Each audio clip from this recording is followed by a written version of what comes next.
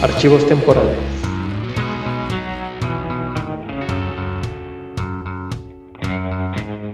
Regresan las crónicas de la ciencia y la ficción en Archivos temporales. Yo soy Héctor McCoy y los saludo como siempre, esperando que se encuentren muy bien. Y hoy tenemos una gran película que inició una nueva saga.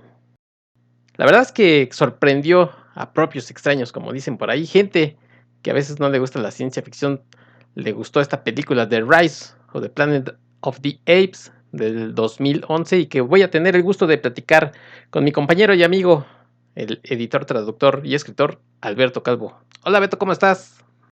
Hola, ¿qué tal? Muy bien, gracias. Oye Beto, la verdad es que sí sorprendió a la gente porque es una muy buena película. Sí, que aparte, pues la cosa aquí es que estaba en la memoria relativamente fresca, ¿no? Que 10 años antes hubo un intento por revivir la franquicia Sí. y no le fue nada bien, ¿no? Era una película dirigida por Tim Burton y con Mark Wahlberg en el papel principal, que pues se fue un poquito más al terreno de la acción y aventura y pues como que el producto salió bastante disparejo. Sí. Entonces, yo creo que mucha gente no esperaba volver a ver una película del planeta de los simios después de eso. A ver, vámonos por partes, porque yo hice un episodio número 19, por ahí se los voy a dejar, por si no lo han escuchado, con Rodrigo Vidal, sobre la saga original, pero pues obviamente Rodro no está, y tú sí, y pues a ver, quiero conocer tu opinión sobre la película original Planeta de los Simios, aquella del 68, con Charlton Heston y Roddy McDowell. A mí aquella película me gusta mucho. Uh-huh. Es de las primeras películas de ciencia ficción que conscientemente vi de niño. Okay. Yo me imagino que en Canal 11, que era donde de repente les daba por poner películas viejitas. Ándale. Y para mí sí fue un shock el final, ¿no? La clásica escena en la playa. Ajá. Con Charlton Heston gritándole al cielo. Entonces, a mí es una película que sí me gusta mucho. Uh-huh. Al paso de los años la revisité varias veces. Eventualmente descubrí que el guion era obra de Rod Serling. Ajá. Que pues es ídolo personal, entonces eso fue así como que una razón más para que me guste la película. Sí. Y pues en general es una película que me gusta mucho, ¿no? Es ciencia ficción hasta cierto punto podemos decir que tradicional, ¿no? Sobre todo para lo que se produjo en los años 60.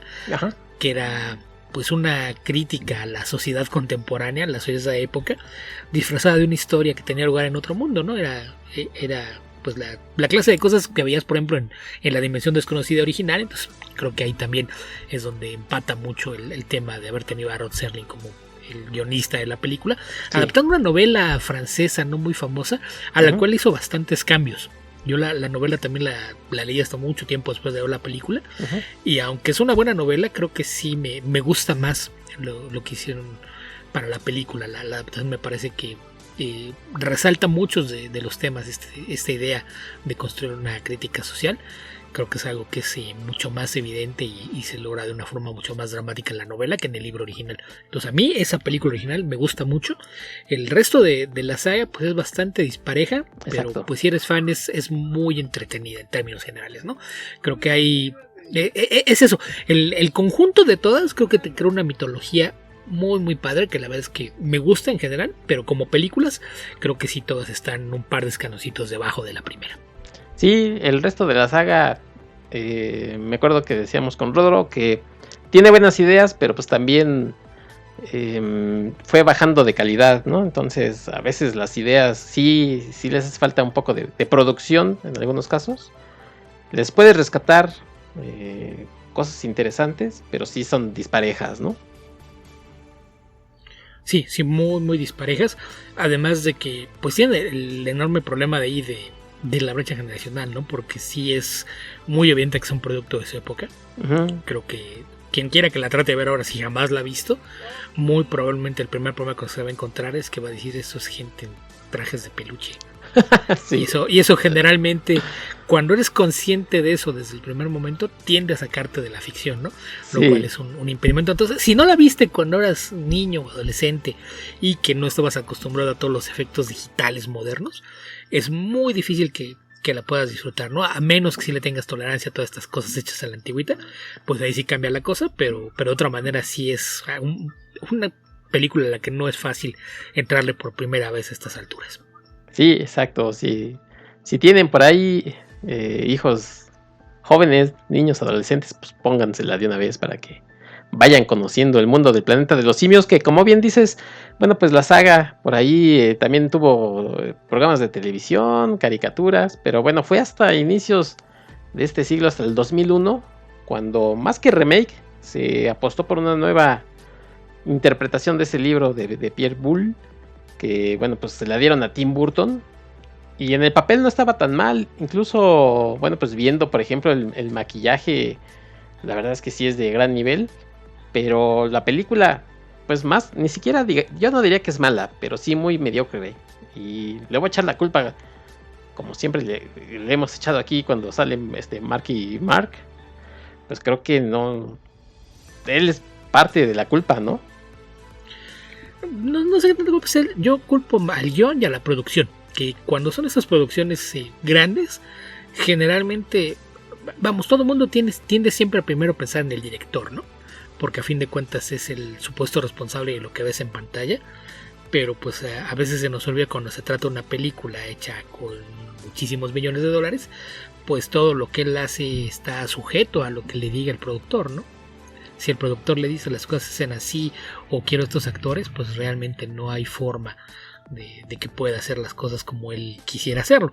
Entonces yo ahí sí creo que la culpa va repartida en muchos sentidos, pero lo que tú mencionas del maquillaje creo que es algo impresionante, ¿no? O sea, para quienes crecimos viendo a estos humanos en trajes de peluche, el ver el trabajo de maquillaje que hay en esta película y ver la transformación que tienes, porque aparte tenías buenos actores debajo de esto, ¿no? Sí.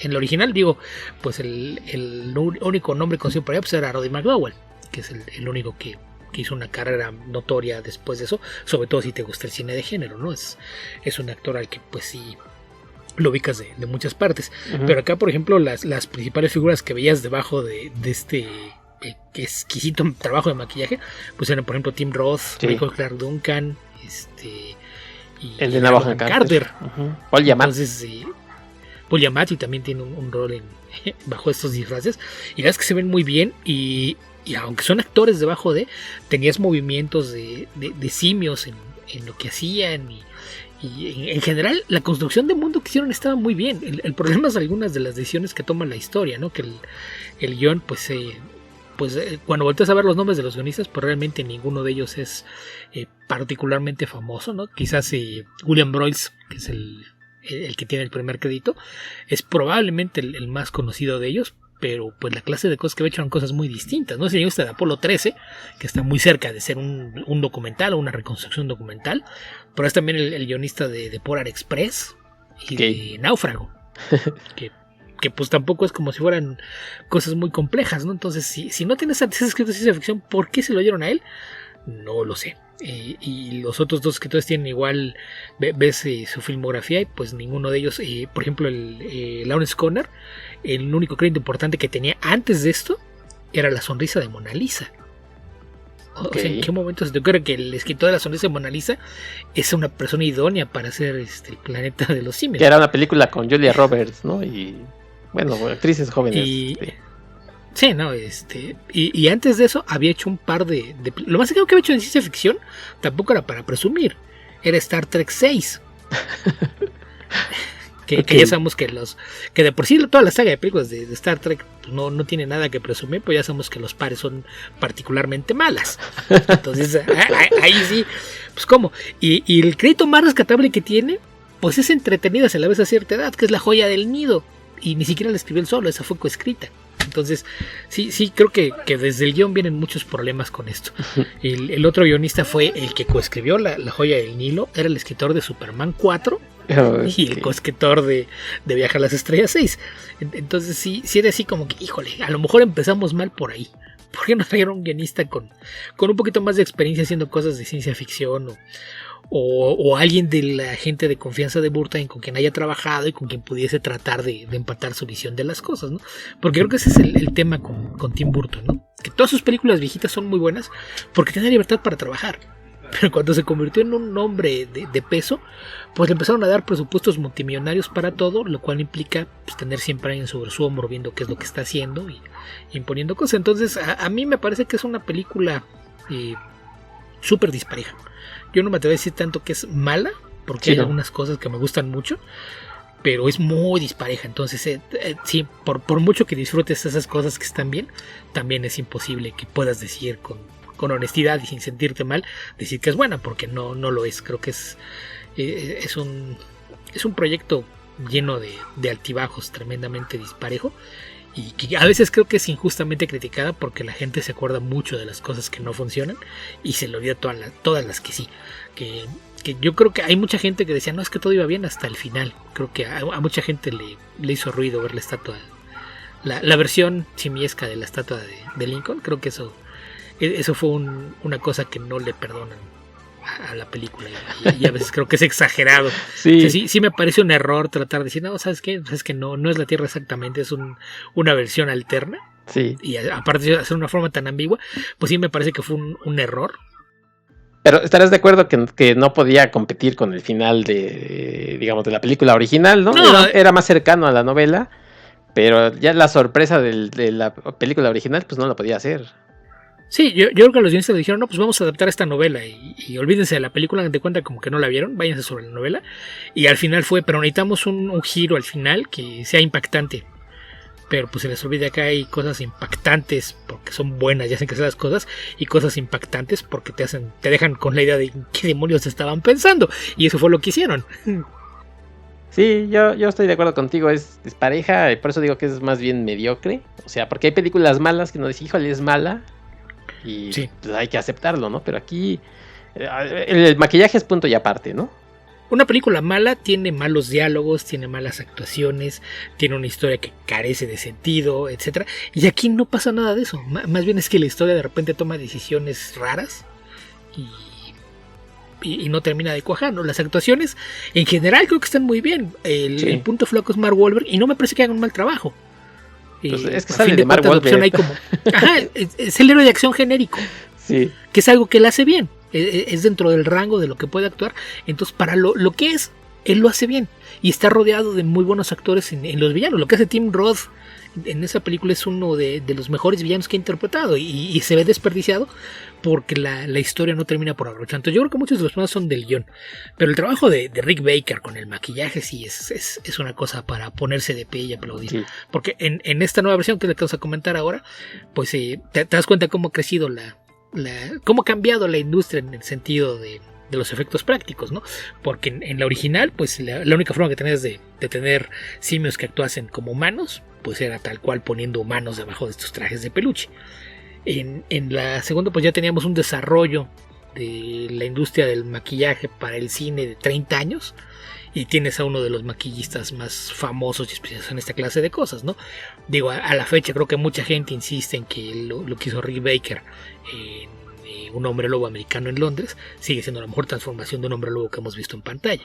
Sí. Y son solo efectos prácticos, no hay nada de pantalla verde o asistencia de computadora. Entonces, eso que hizo Rick Baker lo trasladas, no sé, 15, 18 años al futuro, y lo que hizo con el maquillaje para crear los simios en esa película es espectacular.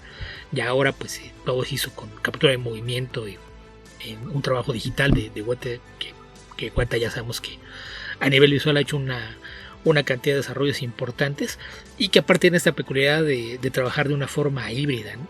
Que utilizan muchos prostéticos y efectos prácticos y lo terminan de decorar en digital. Entonces pues sí, se convirtió en algo completamente distinto. Entonces ya ese es un tema aparte, pero también yo creo que la otra gran diferencia que hay entre las películas es la aproximación que le das, porque insisto, la primera era muy política, tenían la crítica social muy muy clara con lo que estaba diciendo, que ese elemento está casi por completo ausente en la versión de Burton, que insisto, les dieron la instrucción a los guionistas de hacer la cosa más inocua posible. Sí. Y eso es lo que termina por no ayudar a la historia, ¿no? Porque realmente nunca entiendes cuál es el conflicto, más allá de la supervivencia de los humanos a los que Wolverine llega ahí a tratar de liberar o hacer que se levanten para defender sus derechos, ¿no? No hay realmente un trabajo en la temática que se quiere explorar con la película, y eso es lo que termina por producir este producto completamente lleno de problemas. Pero pues el enfoque que se le dio a este nuevo intento de lanzamiento creo que sí fue muy distinto, y eso fue lo que tomó por sorpresa a mucha gente. Y al principio decías algo pues, interesante, que estaba más orientado a la acción. Y hasta ahí creo que también falla un poquito, porque no hay grandes escenas de acción. Y yo me acuerdo que durante mucho tiempo, por los 90s más o menos, se hablaba de hacer el remake. Y si no mal recuerdo, uno de los que sonaban por ahí era Schwarzenegger, ¿no? Y pienso, por ejemplo, en este trabajo tan dispar en el que tenemos, por un lado, Mark Wahlberg, que sabemos que no tiene un gran rango actoral, dices, funciona como héroe de acción, y si no, pues como alguien así, como muy luchón, pero sí se lo lleva de calle Tim Roth, ¿no? Y hasta eso, porque tú puedes ver a Tim Roth como este chimpancé que incluso roza así como como la sobreactuación, pero pues también porque del otro lado Wolverine pues, no te genera nada. Sí, pero es que el guión, hubieras puesto a quien hubieras puesto, el guión no le iba a dar con qué trabajar. Y bueno, pues Tim Burton tampoco es el gran director de acción, ¿no?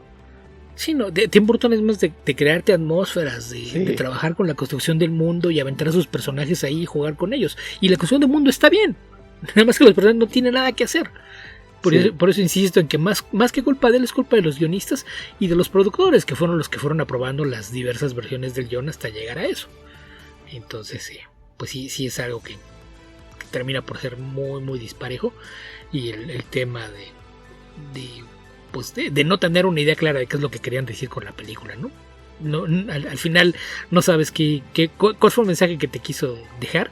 E insisto, esa última secuencia con el monumento a Lincoln en esta versión modificada te genera más confusión que cualquier otra cosa. Creo que ese es parte del problema, porque es la última impresión que te deja la película. A lo mejor si el final hubiese sido más redondo, hubiera cerrado alguno de los pocos temas que está explorando en la película, no hubiera salido del cine con la cara de confusión de qué carajos fue eso. Y luego para colmo dura 2 horas, que dices, pues también no era para tanto, ¿no? Sí. Yo la vi ahora para el programa, dije, bueno, a ver, la voy a volver a ver, tenía rato que no la veía. Y sí, o sea, hubo ratos en los que sí yo decía, ya que pase algo, ¿no? Ya, o sea, los trajes están padres y el maquillaje, y la verdad es que algunos actores sí se las crees, así, de Michael Clark Duncan de Gorilla, dices, pues, ¿cómo no? Perdón, ¿no? Digo, pues perdón por decirlo así, pero... Pues... No, por el tamaño, o sea, habría que recordar que él trató de ser jugador profesional de fútbol americano y pues eso te requiere un cierto tamaño. Sí lo tiene. Sí. Eso, y aparte si lo sumas con la presencia escénica y con la voz profunda que tiene, pues sí, te daba para ser un gorila bastante creíble. Sí, pero sí, en otros aspectos como dices, no, ya, la verdad es que no. Y después vi la otra y dije, no, dura como hora 40, una cosa así. Y todo el tiempo estás pues atento a lo que está pasando. Yo la he visto varias veces y todavía esta vez que la vi pues me sigue pareciendo muy buena. Antes de entrarle ya de lleno, pues obviamente como los previos, porque yo me acuerdo que cuando dijeron que iban a hacer una nueva película, yo así de, ay, pues otra vez, como pa' qué, ¿no? Ya pa' qué. Porque sí, yo también no soy muy fan de la original y decía, pues, ¿pa' qué? Ya déjenlo descansar. Y luego cuando escuché que los iban a hacer pues con efectos especiales a los simios, pero ¿por qué si ya los hicieron tan bien con el maquillaje? Los efectos especiales no sé cómo se vayan a ver, ¿no? Pero todavía estábamos en una época ahí, 2011, en los que a veces se veían muy bien y otras cosas se veían muy mal. Entonces sí, la expectativa no era como mucha para esta película, ¿no? Sí, y ahí también, pues eso de los efectos fue algo que se decidió sobre la marcha, porque originalmente, aquí el origen de esta película está un poquito curioso, porque curiosamente, a diferencia de como suele pasar con los remakes, no fue una idea del estudio. Fue que la pareja de guionistas, que es un matrimonio, que son Rick Jaffa y Amanda Silver, ellos escribieron el guión. Ellos, al parecer, a él se le ocurrió algo después de que vio una nota acerca de problemas que tenían los chimpancés cuando se adoptaban como mascotas, los problemas que tenían para adaptarse a vivir entre humanos, ¿no? Decían, porque se acostumbran a vivir en su casa, pero cuando tienen que interactuar con los humanos se vuelven algo problemático. Y de repente empezó a pensar en cómo era eso de la disparidad que había entre la forma de vida de un chimpancé y un humano. y empezó a pensar en cómo se va a explorar eso en el planeta de los simios, y fue de ahí que decidió empezar a investigar la idea y le propuso a su esposa coescribirla, y los dos se pusieron a investigar un montón de cosas sobre todos esos temas de psicología animal y demás, que ya ves que es algo que se ha usado mucho cuando empiezan con lo de los animales de apoyo y cosas por el estilo. Uh-huh. Y terminó por escribir un guión pensando en que fuese más que una precuela, que fuese un reboot de la saga, okay, pero con una aproximación que se sintiera más actual al explorar los mismos temas, ¿no? ¿Qué pasaría si la forma en la que los humanos abusan de todo su entorno resultara en que la civilización colapsara y otra especie tomara su lugar como la dominante en el planeta? O sea, la misma idea básica, pero explorando el origen. Escribieron el guión y lograron reunirse con la gente de la 20th Century Fox. Pero dices, oigan, se nos ocurrió una idea y escribimos este guión, a ver qué les parece. En Fox lo leyeron y dijo, oigan, esto está muy bueno, sí, y se los compraron. Les compraron el guión, ya después trajeron a alguien para que le hiciera algunas correcciones a lo que ellos habían hecho, y fue cuando empezaron a trabajar en el desarrollo de la película. Que de entrada, el hecho de que el proyecto no haya salido del estudio pues es algo inusual, ¿no? Y luego cuando empezaron a trabajar en la producción, pues trajeron al director, y no era alguien que tuviera tampoco mucha experiencia, creo que tenía una película nada más antes de esto, y es una película aparte independiente, o sea, ni siquiera había hecho un trabajo de algo grande o que involucrara mucho presupuesto o mucho trabajo de postproducción o efectos visuales. Entonces era como que una apuesta un tanto arriesgada, ¿no? Para una película que dentro de todo no es tan cara como uno podía esperar, costó menos de $100 millones. Sí. Pero originalmente lo que los productores proponían era utilizar a simios de verdad, tener simios entrenados en el set y acomodarlo, algo muy similar a lo que vimos por ejemplo en Congo, ¿no? Que sí se usaron en muchas escenas gorilas de verdad, en otras pasaron animatronics, robots que animaban para hacer unas secuencias. Uh-huh. Entonces estaban empezando a hacer algo parecido, tener simios entrenados y otros suplidos con robots y estas construcciones electrónicas para hacer algunas otras cosas. Esa fue la idea original, y alguien en la producción dijo, oigan, es que pues podríamos hacer otra cosa, a lo mejor podemos intentar hacer captura de movimiento. La gente de Weta está haciendo cosas interesantes con eso. Se reunieron, hicieron una prueba y dijeron, no, pues sí, funciona. Y fue así como dijeron esto. Y aquí pues una vez más tienes a actores importantes debajo de algunos de los simios, ¿no? En particular, pues creo que el más notorio obviamente es Andy Serkis, quien se encarga de actuar como César, el personaje principal, este chimpancé, que es el primero que empieza a manifestar inteligencia. Y que pues mucha gente piensa que fue él solo, pero la verdad es que no, había 3 personas trabajando debajo de César. Todo lo que es interactuar con los humanos, todo eso es Andy Serkis, pero cuando lo ves columpiándose o corriendo por ahí, tenías otros 2 actores haciendo el trabajo de captura, ¿no? Uno de ellos que era bastante más bajito, que decían que tenía una estatura más similar a la de un chimpancé, era el que utilizaban para muchas escenas de andar corriendo. Okay. Y el otro es otro actor que también es muy famoso por el trabajo que hace de captura, que es Terry Notary, uh-huh, que es él aparte era stuntman, y él algo a lo que lo invitan mucho es a que cuando van a hacer películas que requieren ciertas características en los movimientos de los actores, a él lo contratan como un coach de movimiento, que es la clase de cosa que te dicen, ¿cómo que un coach de movimiento? Y si es para, por ejemplo, cuando haces una película en la que están los humanos trabajando en un lugar de poca gravedad, es el que les enseña la clase de movimientos que tendrían que hacer para simular que la gravedad es distinta o que están en otras condiciones, que se supone que son buzos y están bajo el mar, también es el que les enseña cuál es la forma correcta de moverse. Y dentro del trabajo de captura le ha hecho cosas, no sé si ubicas esta película de Attack the Block. Sí. Una producción independiente de ciencia ficción. Los movimientos de los extraterrestres, que son como una especie como de gorilas enanos. Ajá. Toda la captura del movimiento que se hizo y bueno, no la captura, el que le enseñó a todos los extras se tienen que mover así para que sea algo que sea reminiscente de un chimpancé o de un gorila, pero no exactamente, fue Terry Notary quien lo hizo. Y dentro de las cosas extrañas que le han podido hacer en su carrera, si viste The Call of the Wild, esta película reciente basada en un libro de Jack London, ajá, el autor de Colmillo Blanco, que sale con Harrison Ford. Él es el perro. ¿Él es el perro? ¿Te acuerdas que el perro actúa mucho? Y que, pues el perro es una construcción digital, okay, y la captura de movimiento lo hizo Terry Notary. Entonces él es alguien que es muy bueno en su trabajo, sí. y es otra de las personas que estuvo debajo de lo que estaban haciendo con César. De hecho, él hizo mucho de la captura de movimiento para algunos de los otros simios, Sí. y quien entrenó a muchos de los otros actores en cómo se tenía que mover cada especie de chimpancé, Sí. porque obviamente no camina igual un orangután a un gorila, a un bonobo o a un chimpancé. Ajá. Entonces, pues sí, todo el trabajo que hay detrás de eso, quien haya visto algunos de los documentales de cómo trabajan en Weta, son perfeccionistas y se nota. El resultado es muy, muy notorio. Y aparte, algo que a lo mejor mucha gente no se acuerda, después de que se estrenó la película, a lo mejor mucha gente no lo sabe, pero en las revistas principales de Hollywood, los estudios suelen contratar anuncios para promover el trabajo de sus actores, directores, cinematógrafos, etcétera, como si fuera una campaña para los Oscar. Y fue la primera vez que alguien hizo una campaña para que un actor que había hecho captura de movimiento tuviera una nominación. Hicieron una campaña fuertísima para tratar de que Andy Serkis tuviera una nominación al Oscar. Que pues no se dio, pero la verdad es que sí, no deja de llamar la atención que haya impresionado lo suficiente al estudio como para que el estudio haya decidido invertir dinero ya una vez concluida la película para tratar de darle el reconocimiento con un Oscar, que obviamente también los hubiese beneficiado económicamente, ¿no? Que de todos modos la película terminó recaudando cerca de 500 millones, así es que tampoco es como si le hiciera falta haber recibido una ayudadita en la taquilla. Sí, no. Oye, nada más para terminar, Terry Notary le enseñó a moverse en una de mis películas favoritas de superhéroes, en X-Men 2, Next 2, a Alan Cumming, ¿no? Para que se moviera con la cola de Nightcrawler.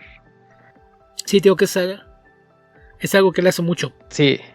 Y bueno, si ustedes ven los extras aquí de Planeta de los Simios, pues ahí lo van a ver, ¿no? Cuando les está enseñando como curso de moverse, como simio. La verdad es que es bien interesante todos esos documentales que luego vienen ahí en la película. Sí, que él generalmente le dan crédito tío como coach de movimiento, como coordinador de stunts, o como actor, ya sea teniendo algún papel, porque generalmente en todas las películas en las que hace algo de captura, generalmente le da algún papel secundario, por ahí sale de un guardia de seguridad, del vecino, lo que sea. Entonces sí, generalmente sí tiene por ahí su cameo, pero sí es de esas personas que probablemente mucha gente no sabe que tanto trabajo tuvo en películas. Ya mencionaste tú que tú no sabías que había hecho esto. No me acordaba de ese crédito, pero sí lo había visto alguna vez. Y digo que en general ha hecho muchas cosas por el estilo. Por ejemplo, de esos casos curiosos, en la versión de Jim Carrey de Dr. Seuss del Grinch, Ajá. también le hizo mucho trabajo de enseñarle los distintos movimientos a varios actores para cómo tendrían que moverse para parecer criaturas extrañas. Y de hecho, él es el lazo que hay entre las dos versiones de este siglo del Planeta de los Simios, porque él era el doble de Tim Roth. Entonces okay. cuando tú ves a Tim Roth que de repente sale corriendo como simio para colgarse de un candelabro o hacer cosas así, ese no era Tim Roth, ese era Terry Notary. Okay. Entonces él es así como que el enlace entre las dos versiones de esta saga. Muy bien. Y bueno, la verdad es que ahí sí no sé, lo desconozco, pero en el años antes, no sé exactamente qué año, pero ya habían hecho King Kong y precisamente Andy Serkis salía de King Kong. Entonces no sé si a lo mejor por ahí también haya tenido algo que ver con el entrenamiento, ¿no? Para los movimientos, porque él hacía la captura de movimiento, Andy Serkis. O sea, a lo mejor, quién sabe si lo hayan llamado ahí o haya sido otro, pero bueno, ya tendría experiencia, ¿no? Andy Serkis como simio. Sí, que según yo ahí no hubo nada con Terry Notary. Pero si quieres otro dato curioso con Terry Notary, Andy Serkis y King Kong, Terry Notary es King Kong en King Kong contra Godzilla. Ah, ¿sí? Okay. Por eso digo que hay esos nombres que a lo mejor la gente no lo ubica, sí, pero han visto su trabajo en montones de películas. Él, por ejemplo, también a veces cuando no están los actores regulares para algo en papeles menores, por ejemplo en la más reciente de Thor, en Thor Love and Thunder, él hizo toda la captura de movimientos de Groot. Y otra cosa que hizo en la versión, no me seguro decir live action de The Lion King, porque todo es digital. Sí. Entonces no es live action, es una animación distinta nada más. Él hizo mucha captura de movimiento para algunos de los animales. Y digo, por ejemplo, en todas las películas que no son de Guardianes de la Galaxia, pero son parte del MCU, él le ha hecho a Groot. Si no mal recuerdo, también lo había hecho en las películas de Avengers, en Infinity War y en Endgame. Estoy casi seguro que él también era, y era uno de los miembros de la Guardia Negra de Thanos, pero no recuerdo quién de ellos era. Entonces alguien que generalmente no lo ves a cuadro, y cuando lo ves en un papel casi de extra. Entonces sí, por eso es que es alguien casi desconocido, pero es alguien que lo has visto hacer trabajo en muchísimas películas. En la saga del Hobbit él hizo muchas cosas con duendes y enanos y otras de las razas. En Warcraft hizo también mucha captura y coordinación de movimientos para muchos de los extras. Te decía que es King Kong en la versión del Monsterverso. Entonces sí su trabajo es algo, si no me equivoco, él aparece creo que desde Skull Island, creo que él era King Kong, pero sí, es de esas personas que a lo mejor el nombre mucha gente no lo ubica.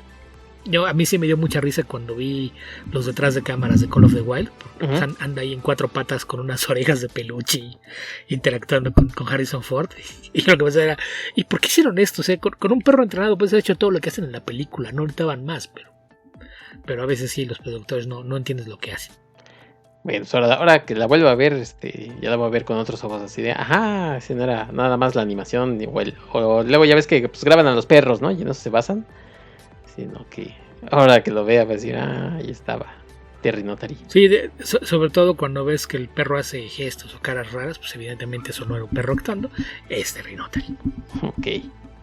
Bueno, pues sí, entonces, pues era eso, ¿no? Que causaba un poco de duda el trabajo de los efectos especiales recreando a los simios, pero pues ya una vez que los vimos quedamos creo que todos asombrados. Y decías del director Beto, de Rupert Wyatt, que sinceramente creo que ha sido su mejor película hasta el día de hoy, Sí, porque vamos, él también es alguien que era más conocido por su trabajo como guionista, y tío que nada más tenía antes de esto una película y pues una película independiente que ganó muchos premios en Londres, pero pues de esos premios de aquel British Independent Film Award, la nominaron para varios de esos premios, que era una película que se llama El Escapista, que la verdad nunca la he visto, no tengo idea qué tal sea, pero tenía un elenco más o menos conocido, porque sale en aquella película Brian Cox, Joseph Fiennes y Liam Cunningham. Que son todos esos actores conocidos, aparte de Dominic Cooper, que pues no es nada bueno, pero pues también es un hombre más o menos conocido y que tiene que ver con una fuga en prisión. Pero esa nunca la he visto, realmente no sé qué tal sea la película. Y después de esto pues solamente tiene también un par de películas, ¿no? Sí. Una que es The Gambler, que es una vaga adaptación de una novela de Dostoyevsky. Que no sé quién trata de hacer adaptaciones modernas de Dostoyevsky, pero eso es algo que les él gusta el título, dice, pero pues vamos a decir que era adaptación de Dostoyevsky, pero pues nada que ver, ¿no? Sí, pero sí es una cosa bastante extraña, y es muy vagamente basada. Esa sí la vi y no es buena. Y también hizo una película de ciencia ficción que se llama Captive State. Ajá. Que es sobre un mundo en el que la humanidad ya fue conquistada por unos extraterrestres, y donde el único actor famoso que recuerdo pues están por ahí John Goodman y Vera Farmiga. Sí. Son los únicos rostros conocidos de aquella película, que es interesante. Esa no me parece para nada mala, pero sí es una producción un tanto extraña, sobre todo después de que hizo una película que generó casi 500 millones en taquilla. Pues uno esperaría que a lo mejor hubiese convertido eso en crédito para hacer proyectos más grandes, ¿no? Sí, y no pasó. No pasó, de hecho, pues spoiler, pues tampoco regresó para la secuela, ¿no? Entonces, pues... Ajá, pero eso fue por decisión propia, que a lo mejor ahí fue en donde pues se echó a perder su crédito, porque el estudio dijo, no, pues saben que esto le fue muy bien, entonces queremos secuela y la queremos estrenar en el verano de 2014. Entonces él decía que le preocupaba la fecha, que no creía que le parecía tiempo suficiente para terminar la película, y por eso se hizo un lado. Y entonces al que llamaron fue a Matt Reeves para que le hiciera con la saga. Entonces dentro de las cosas que está haciendo, a lo mejor tiene una película ya terminada que estaba en postproducción, que no tengo idea que sea, que se llama Desert Warrior, Y yo lo último que vi, estaba trabajando en una adaptación de Animal Farm, la famosa granja de animales, que es esta famosa novela de Orwell, de Orwell, autor de 1984, en la que se supone que está trabajando con Andy Serkis. Okay. Que se supone que entre los dos le iban a escribir. Esa no sé, yo vi eso hace año y menos, muy probablemente apenas van empezando. Y digo, ya tiene una película terminada, entonces habrá que ver qué pasa con su carrera. Pero sí, es de esos nombres que tú dices, ¿quién? Rupert Wyatt, pues sí, porque es probablemente la mayoría de la gente, la única película que ha visto de él, justamente Rise of the Planet of the Apes. Exactamente, que además, hablando del título, en España le pusieron El origen del planeta de los simios, pues está bien, ok, pero aquí sí se vieron como muy en un acto de creatividad. Planeta de los simios le pusieron Re-evolución. Ay, sí, con la R entre cosas, así como que era el planeta de los simios evolución, pero con la R es una evolución, revolución. Sí. Que no me parece mala la idea. Es inusual porque cada vez que se ponen creativos son a hacer tonterías. En este caso creo que no está tan mal, ¿no? Ya sea que lo leas como evolución del planeta de los simios o revolución del planeta de los simios, creo que funciona para lo que es la película, pero si no deja de ser una curiosidad que le hayan movido, ¿no? Exacto. Porque pues se podría haber puesto como dices en España, pues el origen del planeta de los simios, el surgir del planeta de los simios, el advenimiento del planeta de los simios. Hubiese sido algo descriptivo quizás, pero común. Pero pues sí, se pusieron creativos y en este caso pues no les salió tan mal como otras veces que lo han hecho. Exacto. ¿Quién sale? Además ya mencionamos pues Andy Serkis, ¿no? Como César. Andy Serkis. Bueno, él no sale. Él está debajo de lo que vemos. sí, Andy Serkis no sale. Sí. Pues está James Franco. Es el que tiene el papel principal de Entre los Humanos, que pues para este entonces pues Franco era famoso por algunas producciones para televisión e independientes, y lo que lo lanzó a la fama en cine pues fue el papel de Harry Osborn en las películas de Spider-Man, en las que Tobey Maguire era su coestrella, que curiosamente originalmente el papel se lo ofrecieron a Tobey Maguire, nada más que creo que no le llegaron el precio. Hubo ahí algunas discusiones y cuando decidieron que no, el presupuesto no tenía contemplado pagarle lo que él quería, voltearon a ver a James Franco y dijeron, bueno, entonces tú. Que en cierta manera James Franco es como pariente de Mark Wahlberg, ¿no? También siempre actúa más o menos de James Franco. No te creas, creo que sí tiene bastante más rango actoral. A lo mejor su hermano creo que tiene un poquito más de rango que él, pero Franco sí me parece que tiene un poquito más de rango. Igual no es un rango muy grande, pero dentro de ese rango sí te puede hacer algunos papeles dramáticos, puede hacer comedia, y dentro de ese rango de comedia a drama hay papeles que los puede hacer bastante bien. Yo creo que sí, a veces depende de con qué director esté trabajando. Hay directores que logran sacarle mucho a su trabajo y hay otros que pues sí lo dejan en otra versión de James Franco, pero sí me parece que él tiene más rango, pero sí depende mucho de con quién está trabajando, tanto sus coestrellas como el director. Que yo me acuerdo haberlo visto, creo la primera vez en una película, era para la televisión de James Dean. Ajá, lo que dice la James Dean. Ese fue su primer trabajo conocido. Sí, que ahí me parece que es un trabajo muy bueno. Sí, creo que es. Pues de ahí sí le daba el aire, además. Cuando, en ciertos tomas, obviamente, decías, oye, sí se parece un buen a James Dean. Sí. Que de hecho, de ahí fue donde lo conocí a Sam Raimi. Lo vio ahí, por eso fue que decidió invitarlo a trabajar en Spider-Man. Así es de que, pues eso. El segundo protagónico es quien es la pareja de James Franco en la película, que es Freida Pinto. Esta actriz hindú que, pues ella, pues su lanzamiento lo tuvo gracias a ¿Quién quiere ser millonario?, ¿no? Que es pues ya sabemos que un enorme éxito comercial y eso le abrió las puertas de empezar a trabajar en cine y televisión en los Estados Unidos. Ella nació y se crió en Mumbai, pero pues después del éxito de aquella película pues empezó a ver varias producciones tanto británicas como americanas. Ella interpreta a una veterinaria que pues eventualmente se convierte en la pareja de personaje Franco, que es un químico, ¿no? Que está trabajando en el desarrollo de una cura para el Alzheimer. Creo que es importante mencionar eso porque es de donde va a partir toda la trama. Y más allá de eso, pues ya el resto son personajes secundarios, ¿no? Que está John Didu, el papel del padre de Will, que es quien tiene Alzheimer y que es la motivación principal que él tiene para estar trabajando en esta cura. Sí. Aparece por ahí Brian Cox, que ya sabemos que si no sale de villano es que la película es muy rara. Sí. Él es la clase de cosas que hace, sí. Y él es el responsable de un albergue para primates, ¿no? Que es pues tampoco es alguien que se preocupa mucho por el bienestar de los animales y que sale aquí como el papá de Tom Felton, actor a quien pues probablemente la mayoría de la gente ubica por el papel de Draco Malfoy, sí. En la saga de Harry Potter. Yo la verdad no, porque nunca he visto Harry Potter, pero sí. Yo vi solamente las 2 primeras y decidí que no quería seguirle nomás.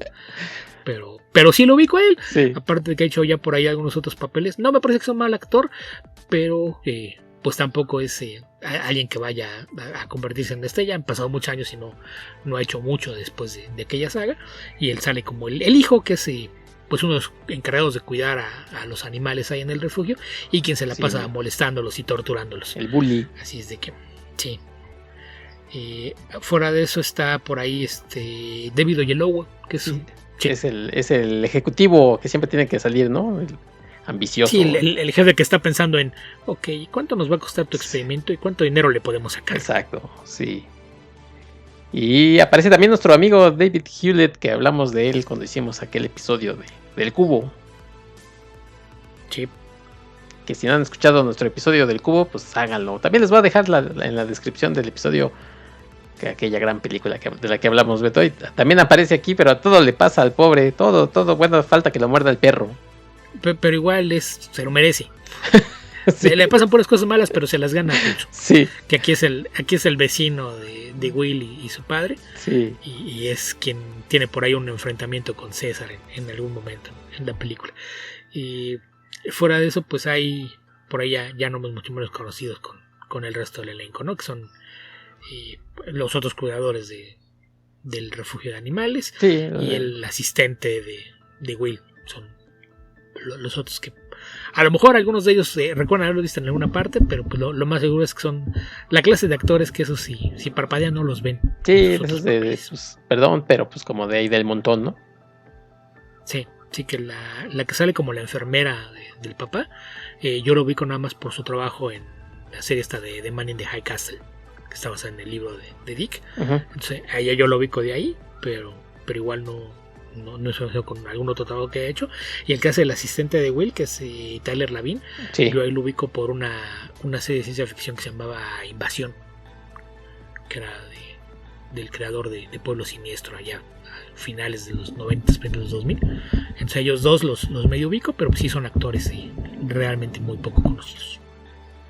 Y bueno, pues mencionábamos esto de que detrás de los movimientos de los simios, Andy Serkis y Terry Notary, pero por ejemplo para la segunda parte, para la secuela y obviamente para la 3, ya había nombres más conocidos, ¿no? Aquí no, incluso pues ven los créditos y solamente les va a llamar quizás la atención de Andy Serkis, ¿no? Pero no eran tan conocidos.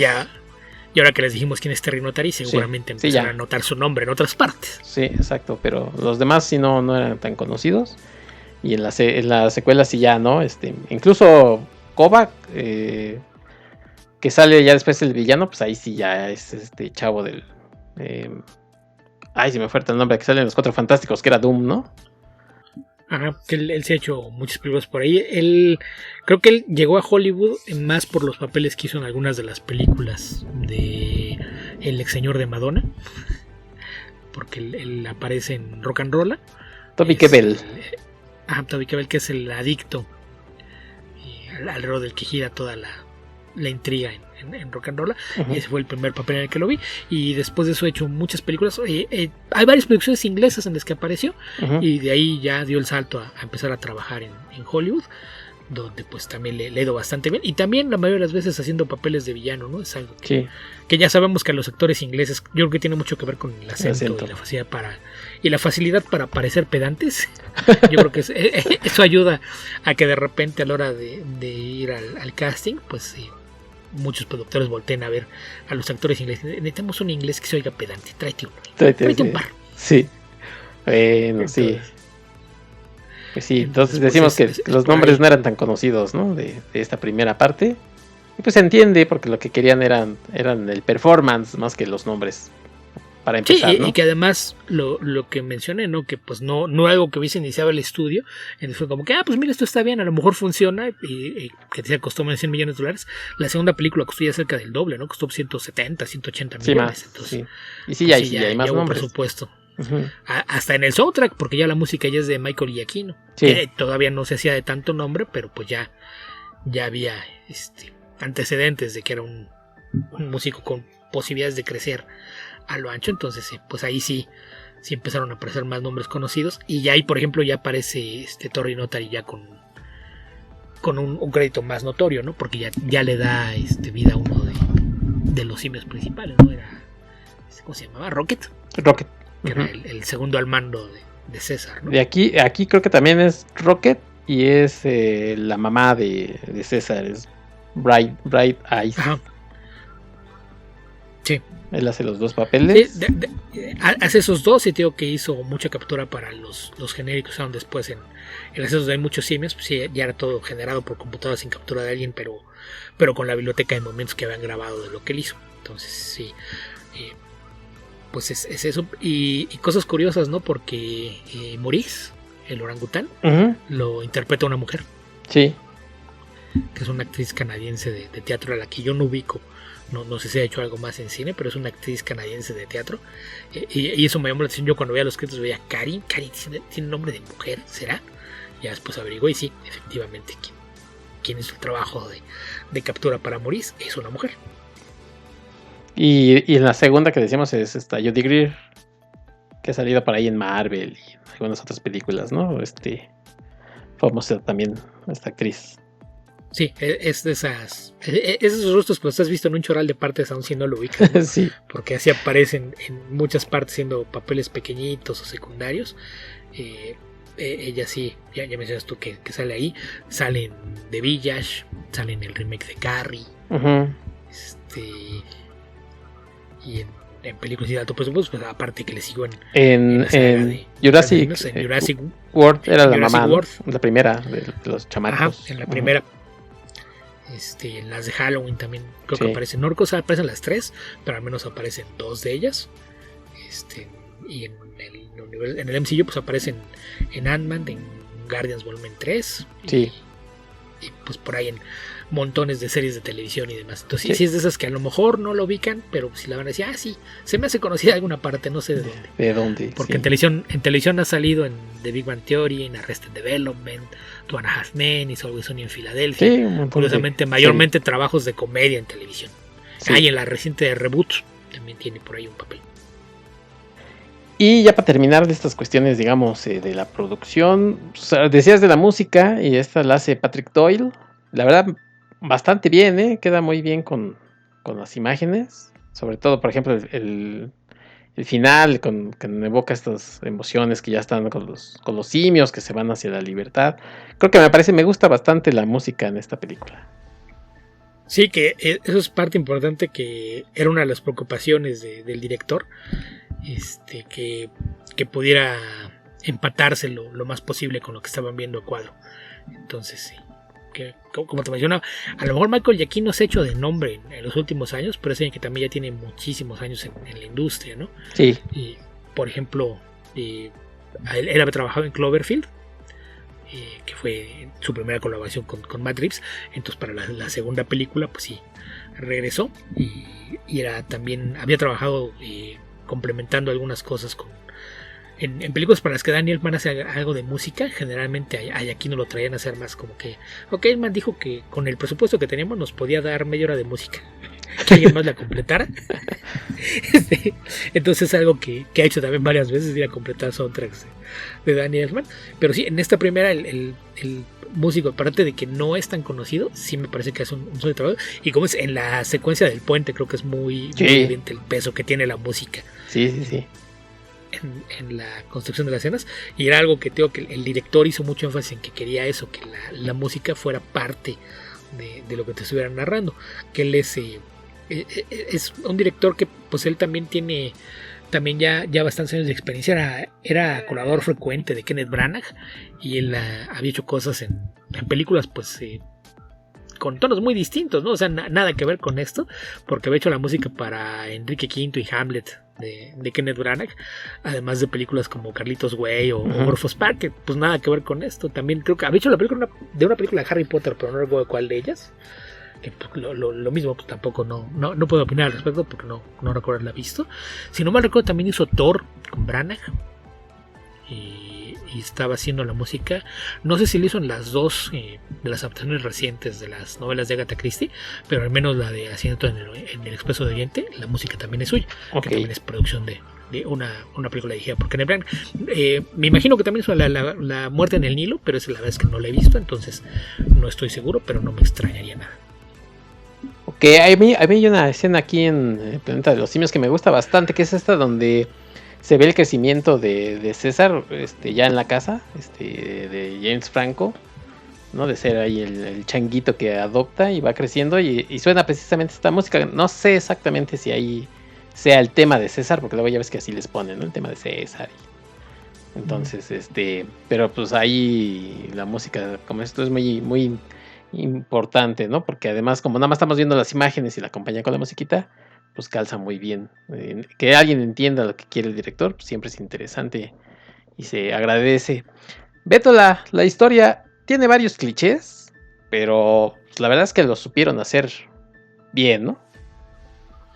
Sí, que vamos, a veces la gente ve lo de cliché como algo negativo, pero es que si lo usa siempre es por una razón, porque son atajos que la gente puede relacionar muy fácil una idea con lo que estás haciendo. Entonces, sí, pues esta idea de la ciencia que sale mal, pues algo que es un tema bien común en la ciencia ficción. Sí. Ya hablamos hace rato un poquito de lo del ejecutivo, que pues nada está pensando en ok, y eso qué beneficio tiene la empresa, que generalmente te los pintan como ambiciosos y amorales. es también ya un cliché de cómo lo haces. En el caso de Will, pues también su personaje cae un poquito dentro de lo mismo, ¿no? Es este científico idealista que está pensando que su trabajo se puede hacer para mejorar el mundo, cuando en realidad lo que la empresa quiere pues es un medicamento que puedan vender caro y especular con él, porque será para resolver un problema de salud que sabemos que sí, de esos que pues destruyen vidas, y la verdad es que sí es una preocupación médica el tratar de hallar una solución. Entonces pues eso, ¿no? También la idea del señor de la tercera edad que ya es incapaz de valerse por sí mismo y es desvalido y se convierte en el pretexto para mover la historia, pues sí, son cosas que las puedes ubicar todas como clichés, pero por una razón, ¿no? Porque te permiten recurrir a estos atajos que evitan que hagas una película más larga, porque no tienes que explicar tanto las cosas. La gente lo ve y entiende qué es lo que está haciendo ahí, por qué está en esta situación, cómo funciona. Entonces, yo soy de la idea de que no es mal usar clichés, sino lo que hagas alrededor de ellos. Sí, incluso la idea, si ya habías visto un poco, conocías la saga de Planeta de los Simios, esto de César, pues sí, haciendo la revolución con los simios, ya era algo que se había visto, ¿no? De otra forma, pero incluso ya con un simio que se llamaba César, ¿no? Creo que aquí le sale mejor que en aquella. Es que la cosa es que cuando salió el Planeta de los Simios, el original, a nadie se le ocurrió pensar en el origen, ¿no? Sí. Y es hasta las secuelas cuando te empiezan a contar la historia de César. Pero además con un revoltijo ahí bien raro de que van y vienen y luego... Porque fue improvisado después. Sí. Entonces mucho te lo presentaban a veces en flashback, a veces sí de plano era como que esta parte es como una precuela. Y estaba todo armado como un rompecabezas. Sí. Te digo, cuando lo ves en conjunto, si las ves todas, la mitología funciona. Pero si las veas película por película, pues sí tenían una cantidad de problemas impresionantes. Ya casi hubo una planeación, ¿no? Ya sabías en qué tenía que acabar esto, en un mundo en donde los humanos se convierten en minoría y la especie dominante del planeta son los primates en general, porque también creo que simios a veces es un término muy, muy reductivo. En realidad son primates y por eso hay tal variedad de especies. Pero el tener esa idea de que sabes a dónde vas, creo que te permite trabajar, aparte de que esa libertad que hubo, ¿no? El que no hubiera tantas expectativas del estudio a la hora de la película, permitió que guionistas y director pudieran trabajar a sus anchas en desarrollar lo que querían y si era como pensando en a dónde nos tiene que llevar esto. Entonces el poner que van ligados, que tiene que ver qué fue lo que hizo que los primates adquirieran una mayor inteligencia y que es el mismo origen de lo que se convierte en la pandemia que termina por diezmar a la humanidad. Sí. Entonces, el que puedas colgarte de algo así y tenerlo ya como parte de tu trama, pues te permite trabajar en muchas cosas, ¿no? Porque aparte, pues es otro... Te digo otra de esas cosas que la gente ve como un cliché en la ciencia ficción. El descubrimiento científico que tú pensabas que iba a ser bueno y se convierte en una tragedia. Sí, y además aquí sorprende esta historia, o sea, como yo decía, sí, está llena de clichés, pero y como dices tú, pues no es que tenga algo de malo si lo sabes usar. Y yo creo que esto sorprende porque cuando escuchábamos que iba a haber una nueva película del Planeta de los Simios, pensábamos más orientado hacia la original, incluso pues a lo que hizo Tim Burton. Pero aquí sorprende que es el origen, es una precuela, si lo quieren ver así. Ya si después lo quieres amarrar con las otras películas o no, bueno, pues puede que funcione, puede que no, porque pues obviamente tampoco hay que cazarlas a fuerzas. Pero como un inicio, yo creo que eso sorprendió a mucha gente, ¿no? Vas a ir a ver una película que te ofrece algo nuevo y no lo que ya viste por décima vez. Entonces, aquí presentarte esta historia y que además no hay que dejar pasar de largo que sí, efectivamente los efectos especiales ayudaron a ver mejor con esta captura de movimiento a los simios, pero también les echaron ahí como una ayudadita a que no se vieran nada más como simios comunes, sino pues hubieran dejado a los simios que decías tú ya iban a adiestrar, ¿no? Sino que los hace ver más humanos y eso hace que también te sientas incluso más identificado con César. Sí, que en el caso de César, y creo que mucho tiene que ver la actuación facial, ¿no? Sí. Cada vez que lo ves interactuando con lo que es su familia, ¿no? Con Will y su mujer. Cuando lo ves con ellos dos, se convierte en una relación de familia, ¿no? Que sí. El incidente con el vecino que mencionábamos es por proteger a quien ve como su abuelo. Sí. Que es el personaje de George Lidu, y que es lo que hace que termine recluido en este refugio para animales, ¿no? Porque consideran que es peligroso que esté viviendo entre humanos. Sí, porque él no se ve como mascota. Cuando ve, por ejemplo, hay una escena donde ve que va con una correa y después ve a un perro, dice, oye, ¿por qué yo traigo correa? Pues porque son mascotas. Y así, no, ¿qué te pasa? Pues yo no soy una mascota, ¿no? Soy parte de la familia. Ajá. Y ahí es difícil que le explique, ¿no? El por qué no puede actuar como parte de la familia, porque el resto de la gente no lo va a aceptar, que es parte de lo que le va creando esta sensación de resentimiento, ¿no? De que a pesar de que él ha sido una parte fiel de la familia y que los humanos con los que lo ven como tal, el que el resto de la humanidad no lo acepte, pues es parte del conflicto y sobre todo, insisto, las expresiones faciales, ¿no? Sí. Es lo que le da una mayor fuerza que a lo mejor con los animales entrenados no hubieras tenido, porque a lo mejor mucho del lenguaje corporal, el tener algunos primates que comunican con lenguaje de señas, es algo que ya lo hemos visto en otras partes y lo han hecho con simios entrenados. Se sabe que hay muchos gorilas, orangutanes y chimpancés que son entrenados para comunicarse así. Sí. Entonces no es algo que te llame la atención, pero sí aquí la diferencia es que el que tengas actores que hayan hecho un trabajo debajo te da estas expresiones faciales que le dan un nivel extra de realismo a lo que estás viendo, ¿no? Que realmente son animales como los que conoces, pero que tienen algo que los hace ligeramente diferentes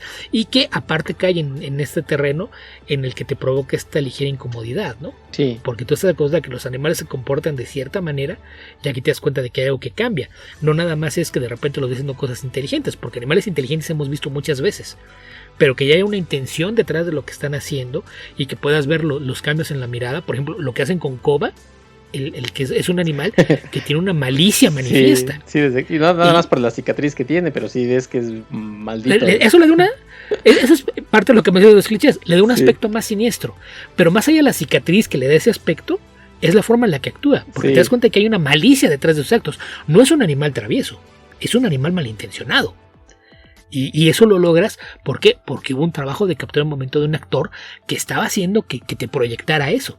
Entonces eso es lo que hace que crezca la película y es lo que te genera esa sensación de incomodidad que no llega a ser perturbadora aquí todavía. A lo mejor ya en la siguiente película, cuando ves a los simios más radicales justamente de los que siguen a Koba, ahí sí ya se convierte en algo perturbador. Pero aquí te genera además una incomodidad de que estás viendo algo que es distinto a lo que tú conoces.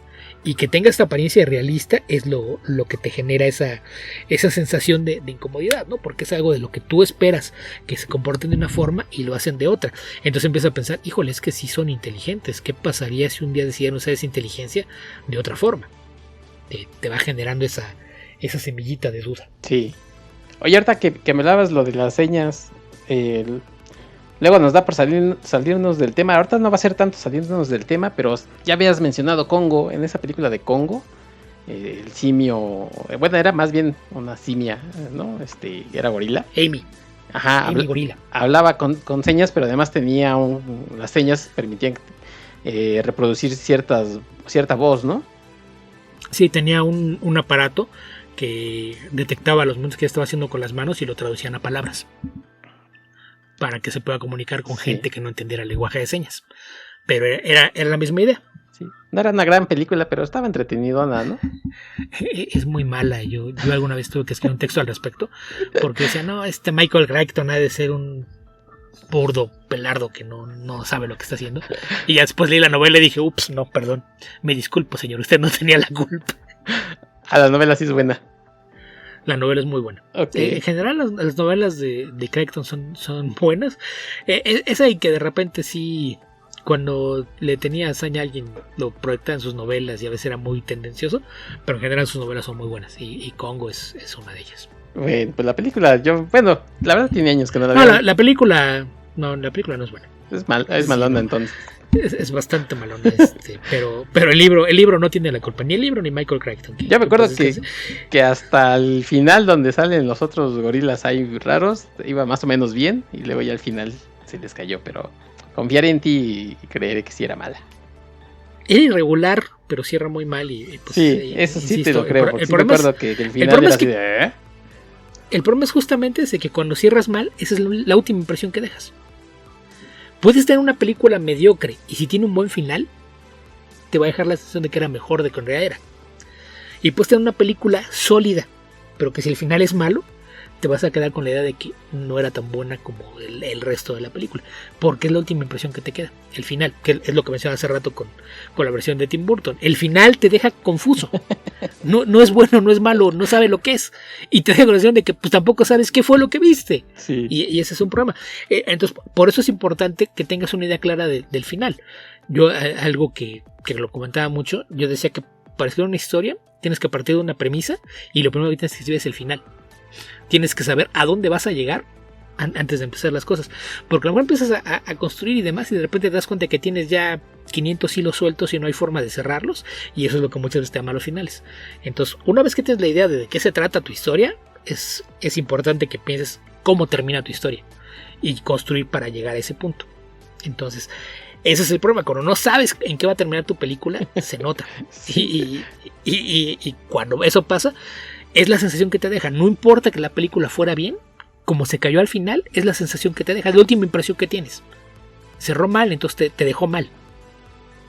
Ok, bueno, después de habernos ido por las lianas, ¿vieron lo que hice? de Congo, nos regresamos a Rise of the Planet of the Apes. Antes de pasar a las partes muy buenas, yo sí tengo un pero que quiero sacar y luego ya nos concentramos en todo lo bueno que tiene la película, Beto. Ok. A ver, explícame, Beto. Si César nació en un laboratorio y su madre ni siquiera lo alcanzó a educar, ¿estamos de acuerdo hasta ahí? Sí. Se lo lleva este personaje de Will, que es James Franco, a su casa y lo crían ahí como si fuera pues un bebé monohumano. Entonces, ¿todo bien hasta ahí? Sí. ¿De dónde aprendió César? Que es una cuestión como entre los simios, a pedir permiso con esta mano extendida, con el dorso, con la mano extendida, mostrando la palma, más bien, creo que es aquí. Si no lo hace, porque no es que sea instinto, ¿no? Pues se tiene que aprender de alguna manera. Entonces, a ver, ¿de dónde aprendió eso César? Porque además eso es una parte interesante e importante de la película. Es que es parte del lenguaje americano de señas. ¿Ah, sí? Sí, la palma extendida hacia arriba. Ajá. Es pedir. No es gigante pedir permiso, pero es para pedir algo. Es como cuando estiras la mano. Es para pedir algo. Okay. Entonces muchas veces se usa para pedir la palabra. Por ejemplo, cuando hay una conversación, tú extiendes la mano es porque quieres hablar, quieres que sea tu turno. Entonces yo me imagino que por eso no te lo explican, no te dicen qué es. Es de las primeras señas que le enseñan a los simios, que antes de algo tienen que pedir permiso. Lo primero que hacen es a poner la mano así para pedir permiso de hacer las cosas. Okay. Entonces, partiendo del hecho de que seas inteligente, se le dio como niño, y que la forma que lo que a comunicarse es con las señas, pues es una de las más señas que debe haber aprendido. Bueno, pues sí, medio me convence tu explicación. La otra, yo había pensado en que a lo mejor vio un documental de los simios.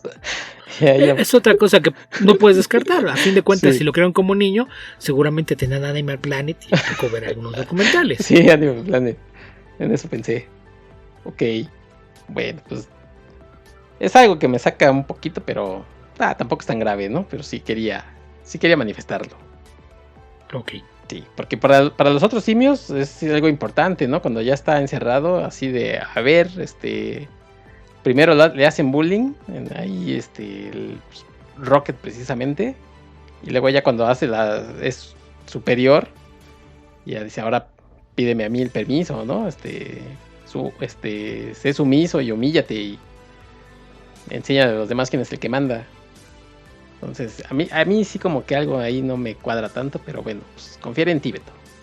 Sí, que hay muchas veces cuando hay cosas así que no te terminan de convencer, muchas veces que había una escena extra que se cortó pensando que no afectaba y a veces son detallitos de esos, de los que salen volando.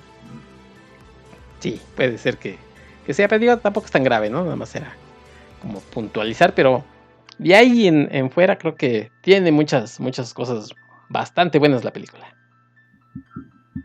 Sí, en general creo que habría que partir por las actuaciones. Sí. Que tanto los humanos como la gente detrás de los mismos hace un gran trabajo. Sí. Está el tema que hablamos de que pues tiene los suficientes elementos de crítica social como para que la sientas como un homenaje al original, ¿no? Uh-huh. Ya hablábamos de la ambición de la corporación farmacéutica, ya hablamos de la idea del maltrato animal, en el caso en particular del papel de Tom Felton, pues alguien a quien su padre lo maltrata y él se desquita con los simios. Sí. Entonces son muchos detallitos de construcción de mundo que están muy bien trabajados en el desarrollo de personajes, y creo que realmente esto es lo que separa a esta película de todas las versiones anteriores de Planeta de los Simios, ¿no? La forma en la que están desarrollados todos los personajes. Sí. No importa qué tan grande o pequeño sea tu rol, está muy definido y sí hubo una construcción de mundo de por qué es así, ya fuera que partas de los clichés del ejecutivo ambicioso o cualquier otra cosa, a las cosas que ves en las interacciones. Creo que ese es el punto principal que tienes aquí. La importancia de la familia, ¿no? Creo que también es un tema que lo manejan de muy buena manera. El hecho de que César se crió sin su madre y fue creado por humanos lo convierte en como ya decías tú, el que se siente incómodo, que se da cuenta de que para el resto del mundo lo tratan como una mascota, cuando en casa no es así. Es lo que le hace sentir esta incómoda, como de que no encaja en el mundo. Sí. Pero para él es importante porque él tiene una familia, y es una familia que por una u otra razón no puede tratarlo como tratarían a un miembro de la familia cuando hay más gente alrededor. Está el hecho de que él no pudo crecer con su madre, y como una vez que pues termina este incidente en el que se roba las latas del gas con el químico que estaba desarrollando Will y lo utiliza para interesar a otros simios, los convierte en su familia. Sí, para estar con sus iguales. Y incluso la forma en la que se comportan muchos de ellos otros, ¿no? El gorila que se sacrifica para salvarlo, por ejemplo, lo hace porque para él es importante, porque no solo es que César sea su líder, es alguien a quien ve más que como un amigo. Exacto. Sí, porque era el único que lo ayudó, digamos. Ajá. Entonces este tema de la familia es algo que se maneja de una forma muy sutil, pero es muy importante en el desarrollo de la historia. Entonces yo creo que ese es uno de los puntos más fuertes de la película, ¿no? Sí. El que hay un trabajo de desarrollo de personajes y construcción de mundo, que es lo que le da, y no solo te cuenta una historia intrigante y que te mantiene intrigado todo el tiempo, sino que lo hace de una forma que te permite conectar a un nivel emocional con muchos de los personajes. Sí. Porque ya mencionamos, el rol de John Lithgow como el papá de Will es menor, lo podrías ver incluso como el pretexto, ¿no? Está ahí nada más para que sepas por qué Will se dedica a lo que se dedica y por qué es tan insistente en querer hallar una cura. Eso es en la superficie, pero cuando ves la relación que tienen ya como familia, y como así del mismo modo que Will funciona como una figura paterna para César, la relación entre César y el padre de Will sí es la de un niño con su abuelo. Uh-huh. Claro. Entonces yo creo que ese es uno de los fuertes de la película, el que logra darle un corazón emocional que mantiene andando el resto, más allá de lo que esté pasando con la trama. Todo funciona porque tienes personajes fuertes y bien desarrollados y en los que hiciste una construcción de las relaciones entre ellos. Sí, ya mencionabas el papel, por ejemplo, de James Franco, que decías este joven idealista, ¿no? Que quiere encontrar una cura, pues por el bien, pero cuando te muestran esta relación con su padre, pues puedes empatizar mucho más, ¿no? Porque no solamente es un tipo altruista, que a lo mejor dices, ay, ok, pues el bueno, pero cuando ves su relación con su padre que tiene esta enfermedad, sí puedes empatizar con él y decirle, ah, caray, ahí están las emociones, ¿no? de la película. Entonces no nada más son los personajes y los vamos a hacer así y así, sino construir sobre las relaciones, y creo que ese es, como dices tú, de alguna manera gana mucho más que con cualquiera de las otras películas. Sí, eso es lo que las divide y es algo que se mantiene en el resto de esta trilogía próxima a ser tetralogía, ¿no? Sí, bueno, ahorita que terminemos, hablamos de lo que sigue, no sé. No, porque ahorita vamos a tocar nada más esta, ya haremos a lo mejor un programa donde hablemos de la 2 y la 3, y lo que viene a futuro, ¿no? Porque sí, efectivamente hay planes para seguir construyendo este mundo, pero pues con tantas cosas que hay ahorita, quién sabe en qué vaya y para cuándo a acabar la cosa.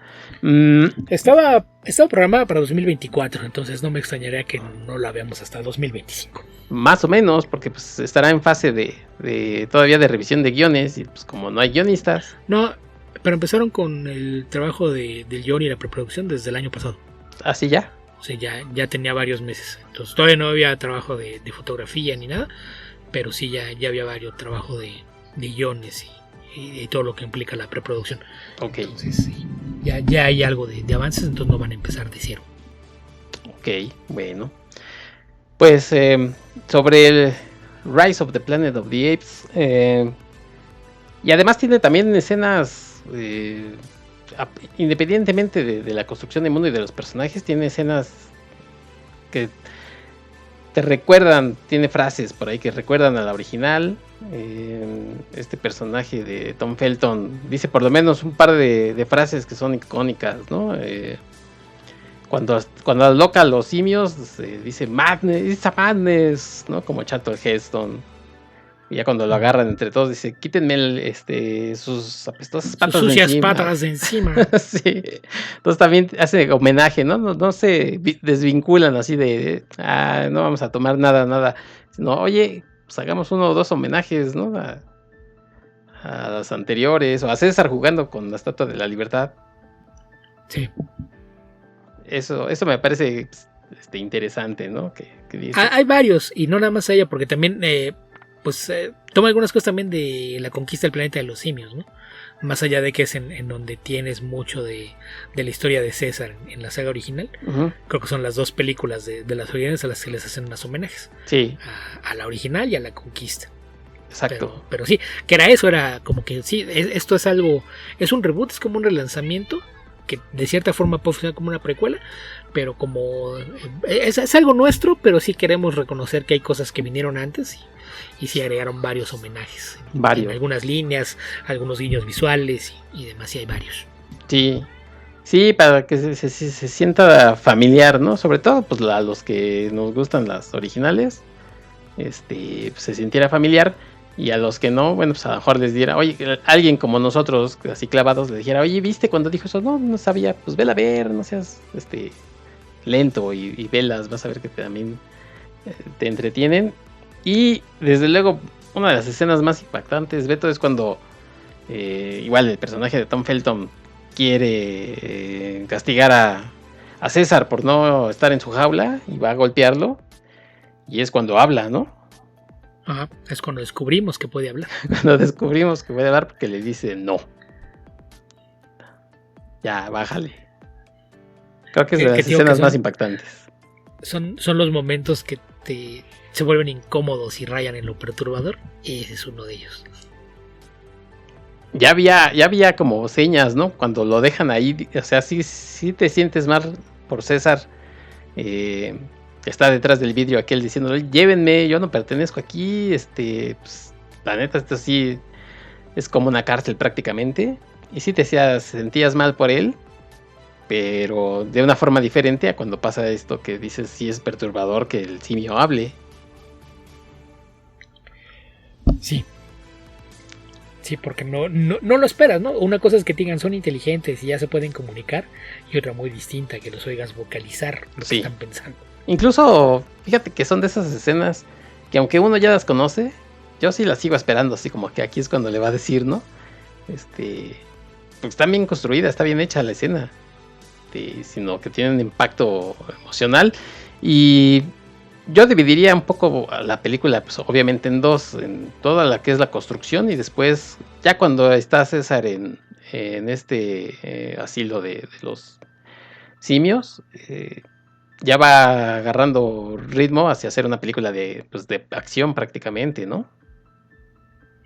Sí, ya la escena del puente pues es ya ese clímax, y aparte es lo que te deja esperando, ok, y cuando sale la segunda, sí. Que ni siquiera estaba confirmado que la fuera a ver, ¿no? Sí, no, eso acaba tan bien que dices, bueno, pues ok, entiendo que de aquí pasa lo que llevó a todo lo que ya conocíamos. Sí.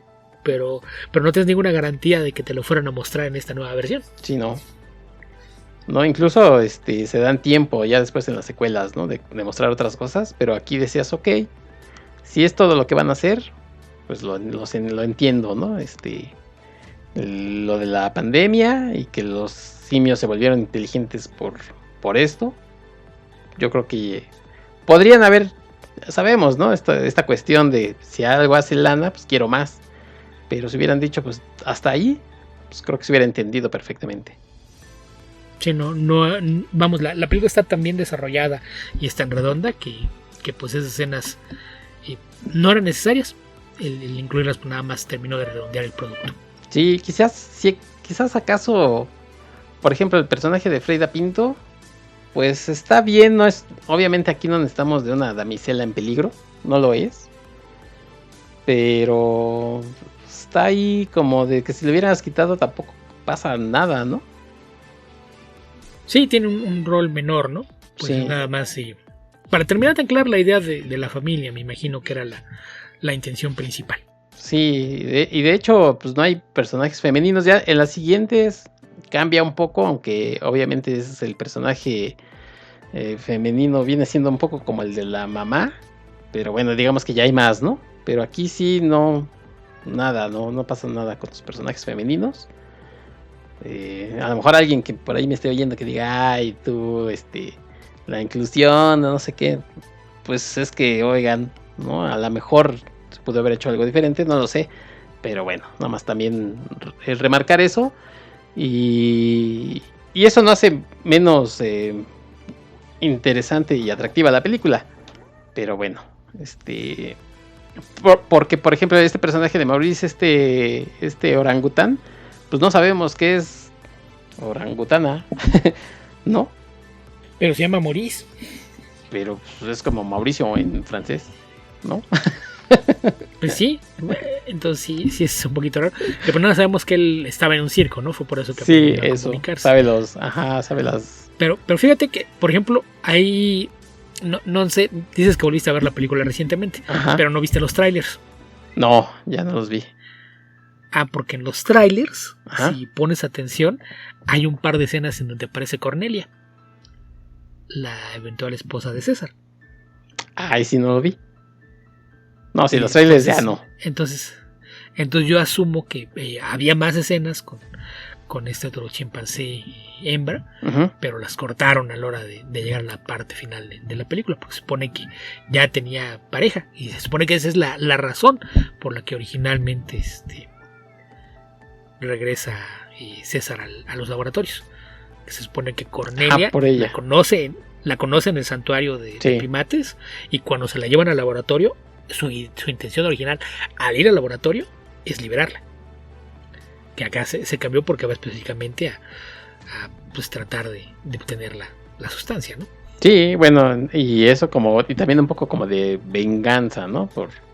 Por estar utilizando a los simios, porque por ahí vea que regresen a uno todo maltrecho y dice, ay, estos desgraciados nada más investigan y hacen cosas con nosotros y pues no se va a quedar así. Entonces sí, no, fíjate que eso del tráiler, y además de que por costumbre casi siempre veo nada más uno o dos, y ya la verdad después de tantos años ya no me acuerdo de los trailers. Sí, no, es algo que pues generalmente se te olvida, ¿no? Pero ya ves que es un tema bien común y que a veces los ñoños sí se ponen muy intensos y ay, es que en el trailer hay escenas que no están en la película. Sí. Porque generalmente los trailers se entregan antes de que una versión final de la película. Que en este caso, la versión final de la película muy probablemente no estaba ni siquiera en los screenings previos, ¿eh? Porque está el final, esta escena en donde Will trata de convencer a César de que se vaya con él. Le dice, anda, vámonos, es hora de volver a casa. Ajá. Cuando lo abraza y le dice, ya estoy en casa. Esa escena no estaba en la película. Ok. En el final original mataban a Will los soldados. Estaban en el bosque. Ajá. Era la misma conversación tratando de convencerlo de que se fuera con él. Los encuentran los soldados y cuando le van a disparar a César, Will se atraviesa. Entonces matan a Will. Ese era el final original. Y después de algunos de los screenings, pues no sé si el director, los productores o qué, pero no, el final sí está muy, muy rudo, hay que hacer un cambio. Y creo que una semana o 10 días antes de que fuera el estreno o la premiere de la película, pues citaron a James Franco y a Andy Serkis para que grabaran la última escena y poder hacer el trabajo a la carrera de montar todo vamos, como ya son modelos, realmente ya nada más ajustas el modelo que hiciste de César, sí, a la captura que acabas de hacer con el actor, ¿no? Entonces ya no es tan claro, no es de que lo vas a hacer desde cero, porque esa es la cosa, que aquí los modelos ya estaban hechos y nada más era ajustarlos, montarlos sobre la captura de movimientos del actor. Entonces sí, fue como una semana antes grabaron la nueva escena con el final que todos vimos. Pero pues sí, ese es el tema, que a veces los trailers, cuando te muestran cosas que no ves en la película o las escenas son ligeramente distintas, es por eso, porque pertenece a un corte preliminar, sí, o incluso hay casos en donde se filman escenas específicamente para el tráiler, que es nada más para que el tráiler tenga cierto sentido, pueda atraer la atención del espectador, y son cosas que pues nunca hubo intención de que estuvieran en la pantalla. Entonces a veces sí creo que es absurdo los que se quedan, ay no, es que esto era diferente allá. Pues no, es que originalmente no la idea de hacer un tráiler no implica que estás viendo recortes de la película. Incluso hay algunos que hacen por separado, ¿no? Sí, y ya lo hemos platicado, ¿no? Que hay gente que se dedica nada más a eso, los contratan a ver, dame tu metraje o lo que has hecho y te hago el tráiler, y no tiene nada que ver el director ni el editor final. Sí, y a veces hay una razón para eso, porque ya lo comentamos también cuando hablamos de John Carter, que parte de los problemas de la promoción fue que el mismo director fue el que se encargó de hacer los trailers, y es algo a lo que no estaba acostumbrado, y sus trailers no hacen nada por emocionar al espectador. Sí, y sí, pues es gente profesional que sabe de eso, ¿no? Sí. Pero además fíjate que la verdad es que no es nada más la costumbre del final que ya conocemos, pero sí eso de que acribillaran ahí a James Franco y en eso acabara, bueno, no exactamente ahí, pero así terminara, pues sí se oye medio rudo, ¿no? Sí, yo creo que al final dijeron, oye, sí, como que termina muy oscuro, ¿no? Sí, hay que rebajarle. Ya no lo volvemos a ver, pues vamos a asumir que también se enfermó y se murió, pero pues no hay que matarlo a cuadro, no sean gachos. Sí, pues que, oye, después de todo, porque creo que el personaje, pues obviamente que más, también después de César, pues que mejor te cae, ¿no? O sea, de los humanos, creo que es principal. Entonces así determinado, se murió, lo mataron ya. Creo que no era el final idóneo para su personaje. Sí. Impacta más esto de que César le diga, pues sabes que ya estoy en casa, ¿no? Que además por ahí cuando vuelve a ir por César al santuario, el otro chavo cuidador le dice, es que habló. Ah, caray, ¿no? O sea, sí, el personaje de Franco ya sabía que César era muy inteligente.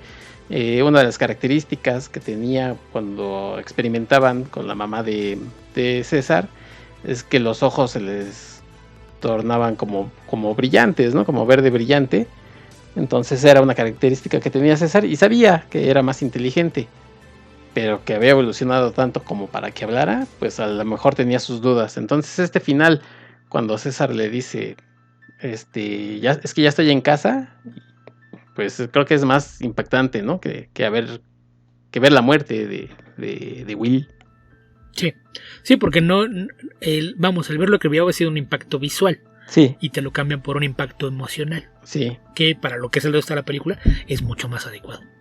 Mucho, sí. Incluso ese final donde dice estamos en casa, pues sí, efectivamente están en un bosque y sabes que de ahí van a... Ellos lo que buscan es alejarse de los humanos, ¿no? Desde luego ellos no saben de que este virus, porque finalmente era un virus que trataba de combatir el Alzheimer, pues había variado convirtiéndose en una enfermedad para los humanos. Ellos no saben nada de eso, lo que quieren es que los dejen tranquilos, se van al bosque y el bosque sea su casa.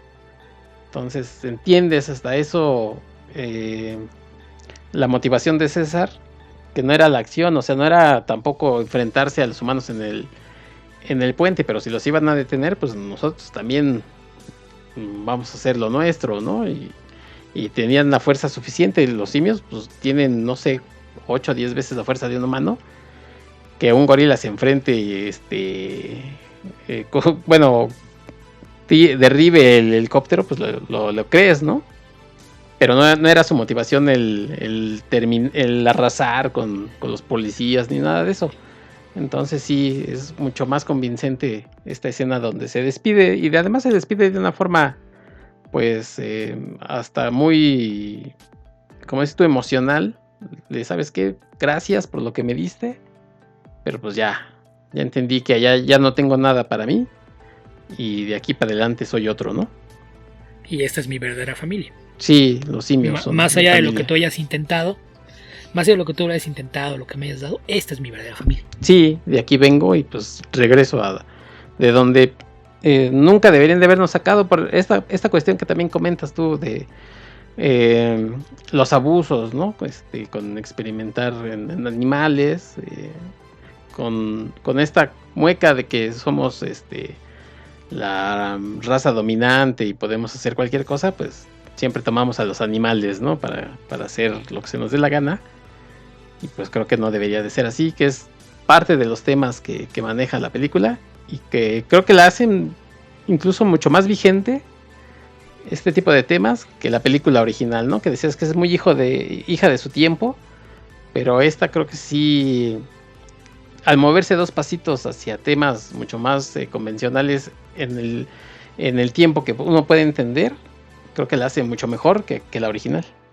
Sí, lo que pasa es que es que más que 2 pasos adelante, creo que da 2 pasitos atrás y deja de ser tan específica, se vuelve más universal en sus temas.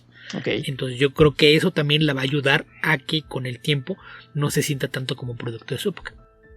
Sí, se sentirá a lo mejor pues obvio, ¿no? Por las cosas que muestran, Sí, siempre lo de siempre, ¿no? La ropa, los autos, es algo que siempre te marca un poquito la época de algo. Pero en cuestión de temas no la vas a sentir tan ajena, porque en general va a estar tocando temas que pues tienen una permanencia mayor, ¿no? Sí. Y en el caso del guión que escribió Rod Serling para el original, sí hay cosas que están muy marcadas en lo que era la época, ¿no? La clase de conflictos que había alrededor del mundo a finales de los 60 se ven proyectados de una u otra forma en lo que ves en la película.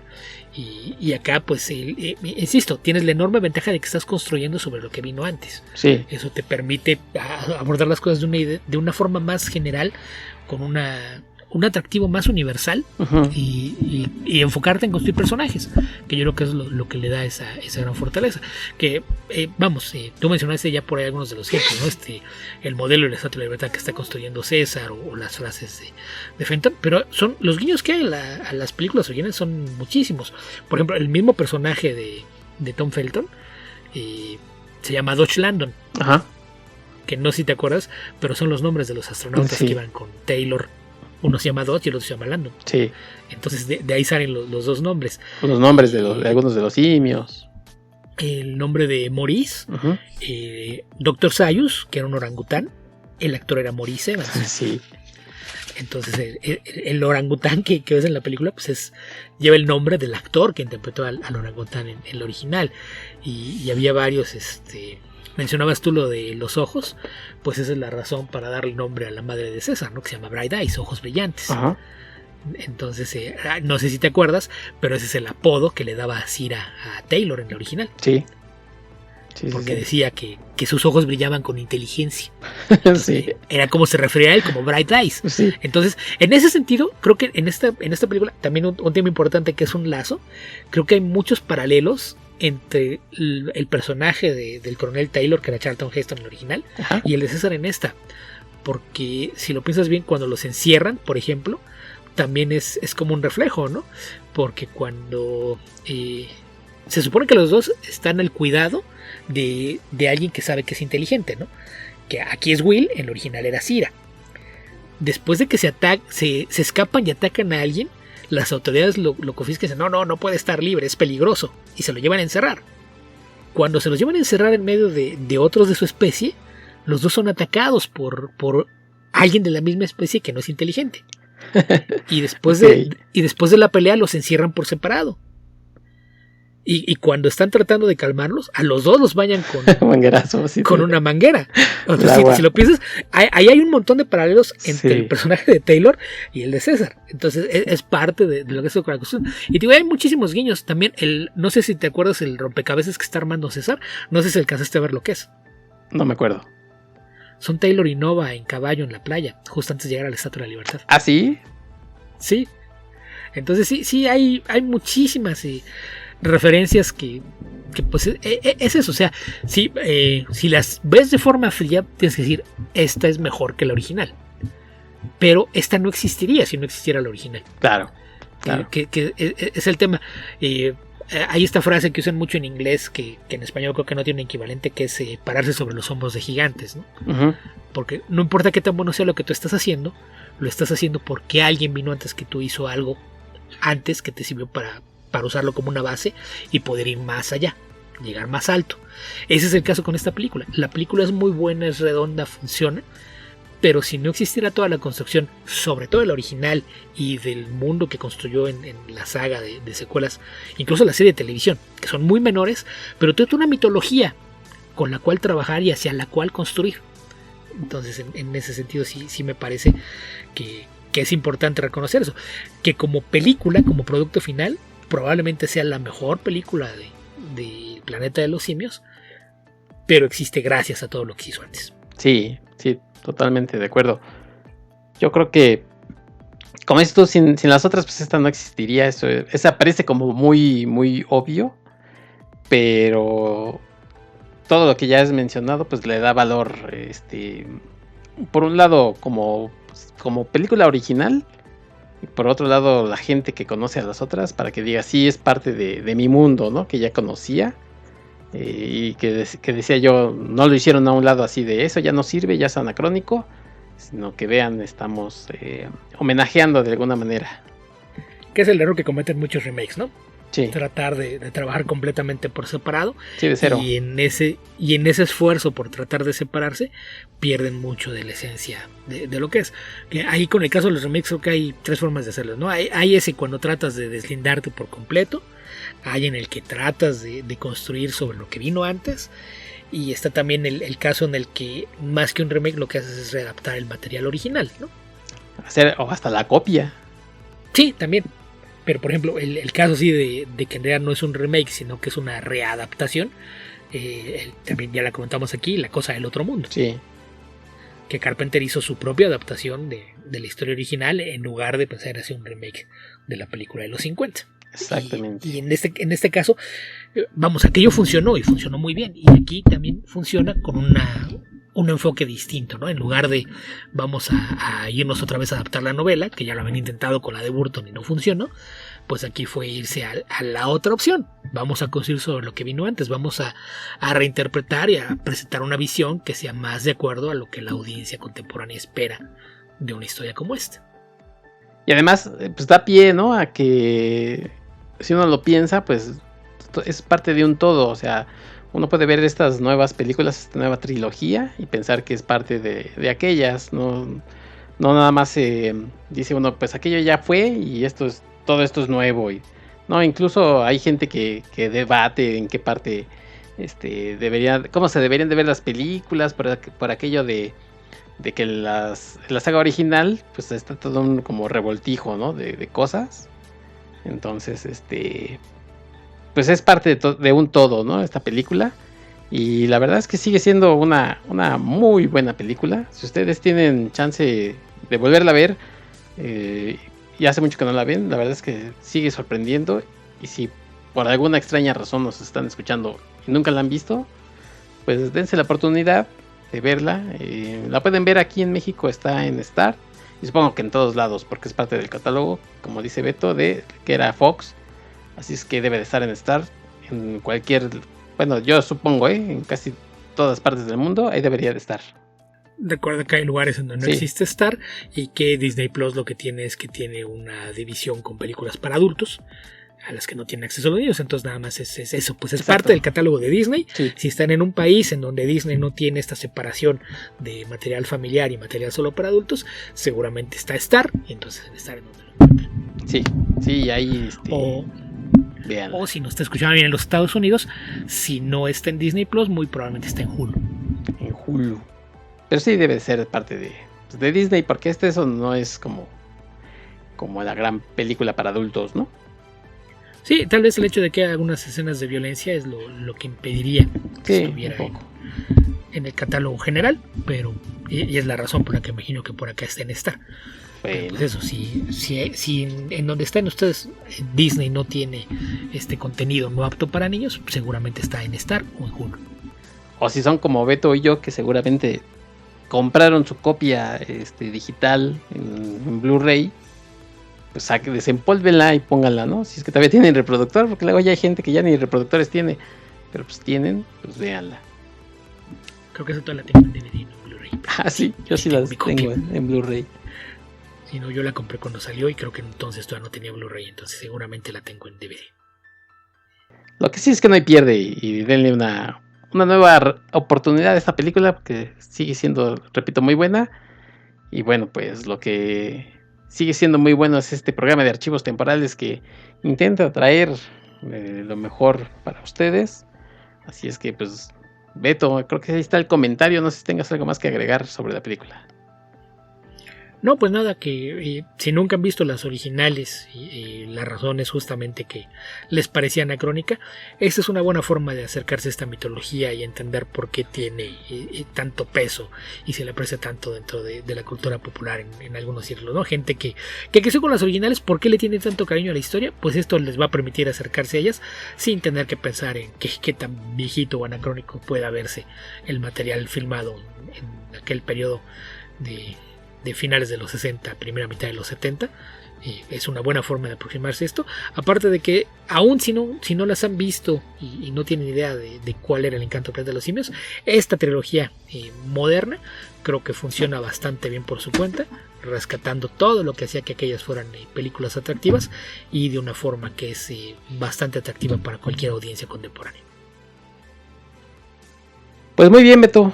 De acuerdo contigo en lo que has dicho y bueno, pues la gente espero que efectivamente nos haga caso y también que te haga caso a ti y vaya a visitarte a tus redes, porque por ahí en la semana vi que subiste tu comentario sobre la cosa y además pues por ahí recordaste el episodio en el que hablamos, ¿no? Que además por aquí ahorita la comentaste también.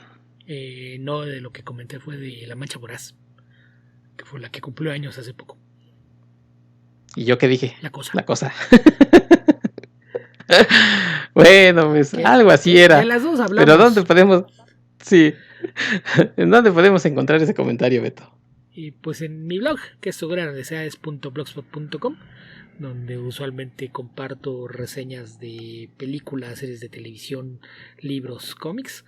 además de que tengo también una página de Patreon, donde además de acceso anticipado a esas más reseñas, hay algunos textos originales exclusivos para aquella plataforma, que se lo encuentran en patreon.com/yaficcionauta, y desde $1 al mes tienen acceso a los archivos con ya los textos previamente publicados, además de algunos episodios de podcast que hice el año pasado y que espero próximamente retomar también esa parte del proyecto. Ok, ¿y qué pasa con la revista Comicase? Con el podcast poderosísimo. Pues es que parte del equipo se fueron a pasear a San Diego a la pasada Comic Con, y pues no sé si sigan pensando en que siguen de vacaciones o qué pasó, pero imagino que eventualmente regresará el podcast a las andadas. Bueno, lo que sí sigue muy activo, y por ahí acaban de lanzar, bueno, cuando escuchen esto ya probablemente vayan el 351, pero por lo menos ahorita ya está el 350 de Comicverso, el episodio 350. Sí, que pues después de 12 años de que empezamos con aquel proyecto, pues sí, a veces nos sorprende cuando vemos la numeración. 350 episodios de este podcast dedicado. Regulares. Bueno, eso es más bien de los últimos años, porque hicimos una pausa en 2018, entre la primera mitad de 2018 pero la segunda mitad de 2018 y la primera de 2019, nos tomamos un año de receso, que fue cuando yo tuve las operaciones en los ojos y también traía unos problemas por ahí personales. Pues dejamos de hacerlo un año, interrumpimos por ahí un año, pero desde que lo retomamos llevamos ya casi 200 episodios. Entonces en un lapso de 4 años, casi 200 episodios, sí es muy muy regular, aproximadamente 50 episodios por año, porque antes de eso sí éramos bastante irregulares. Era un podcast mayormente quincenal, aunque a veces sin de repente entrábamos más en publicando episodios, pero en los últimos 4 años ha sido bastante regular, y ahí pues hablamos mayormente de cómics, pero también de algunos otros temas relacionados. De repente también metemos comentarios de cine y televisión, relacionados sobre todo a géneros como la ciencia ficción, la fantasía, el horror, o simplemente la acción, espionaje y demás. Sí, exacto, pero yo me refería a que regulares porque además tienen por ahí los episodios de los patrocinadores más Tierra Prima, o sea que fácilmente que llevarán ya 450. Calculamos que andamos rondando los 500 entre los especiales, Muy los bien. de Tierra Prima y demás. Sí. Ya rondan 500 episodios de podcast de Comicverso. Muy bien, Beto, pues muchas felicidades, y muchas felicidades también a Esteban Pedreros, a quien por aquí ya han dado, y bueno, pues le mando un saludo con toda mi admiración y respeto por estos, digamos, ya casi 500 episodios que han hecho ustedes dos. Así es que espero algún día yo poder decir que ya llegué al 200, con eso me conformo. Ahí vamos poco a poco, y como siempre, pues con tu ayuda, Beto, te agradezco que hayas estado aquí en Archivos Temporales. Al contrario, ya sabes que es un placer venir a platicar esta clase de cosas. Y bueno, pues también les agradezco a ustedes por habernos escuchado, y si nos quieren dejar algún comentario, pues pueden hacerlo en nuestras redes. Estamos en Twitter, aunque se enoje aquel señor sangrón, seguirá llamándose Twitter. También estamos en Facebook, en la caja de comentarios de iVoox, ahí pueden dejar opiniones, sugerencias, lo que ustedes quieran. Y bueno, pues agradeciéndoles que nos hayan escuchado y que vayan a ver El Planeta de los Simios Revolución, pues les agradezco y les dejo con una cancioncita. Perdón por la... me fui por la fácil y dije, ¿qué voy a poner? Me vi muy prosaico con... Pues voy a traer una... No voy a poner el baile de la mona sexy, nada de eso. Pero voy a poner a Gorilas. ¿Te late? Me late. Bueno, pues vamos a escuchar de Gorilas Tomorrow Comes Today, y con eso los vamos a dejar. Gracias, Beto. Al contrario. Y gracias a ustedes, vámonos. Hasta la próxima.